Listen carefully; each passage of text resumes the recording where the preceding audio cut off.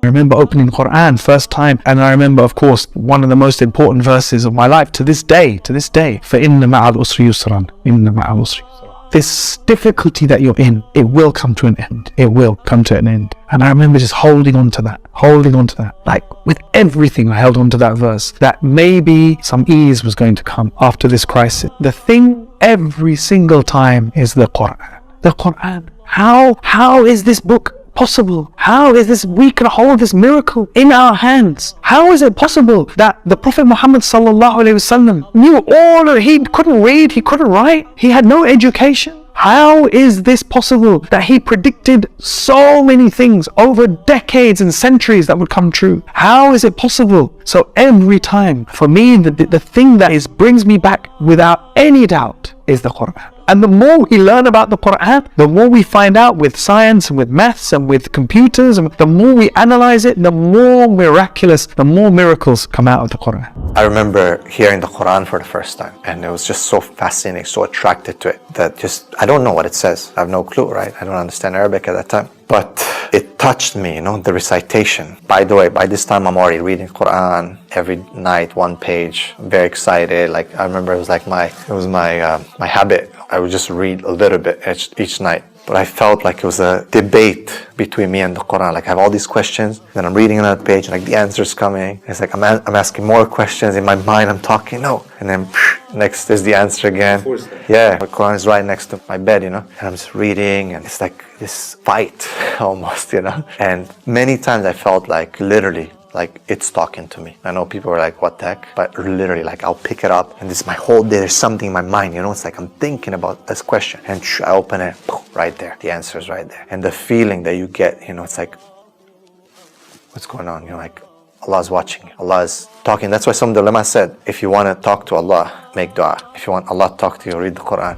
So I had this Holy Quran given to me as a gift, and I opened it one day when my children were at work. So I read Al-Fatiha, and I thought, okay, that's like the Lord's Prayer. Same thing. Worship God alone, ask Him alone, thank Him alone, don't be evil, do good. I'm fine. So Surah Al-Fatiha was fine. It was in line with my Christian beliefs. But then came Surah Baqarah, and you get to, before it says, there are those who say that they are believers, but in their heart is hypocrisy. And, they know they're not telling the truth, and Allah hates the liars. I mean, basically, it was calling me out on my hypocrisy and telling me that I was going to go to the hellfire. And I closed the Quran, and I thought, oh my God, I had this cold feeling. It was a hot day, but absolute terror. And for me, the Quran was terrifying. I put all the books away, and I put the books on the highest shelf, but there were so many books that a lot of books fell off the shelf. And one of the books that fell off the shelf was the Quran. And when I picked it up, my hand was on a page with Surah 22, Ayat 46. And it says, it's not the eyes that are blind, but the hearts.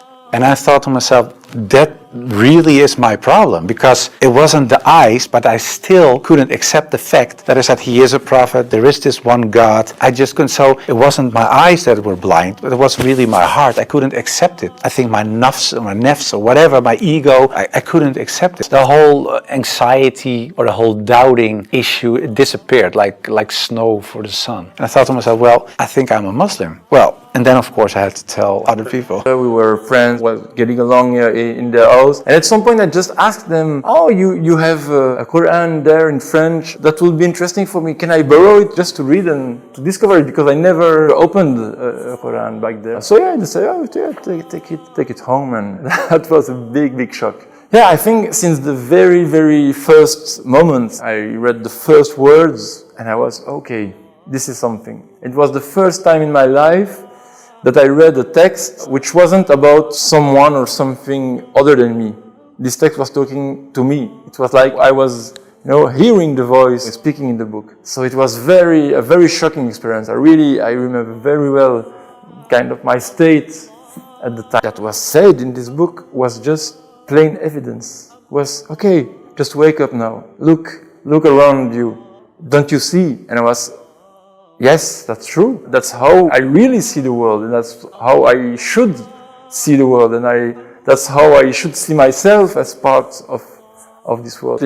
I was really reading it as, okay, this is a personal letter I received from God, and also, okay, that is God. I never thought about God that way. So that was for me also the big revolution. This is a universal message about truth, about a universal truth actually. Allah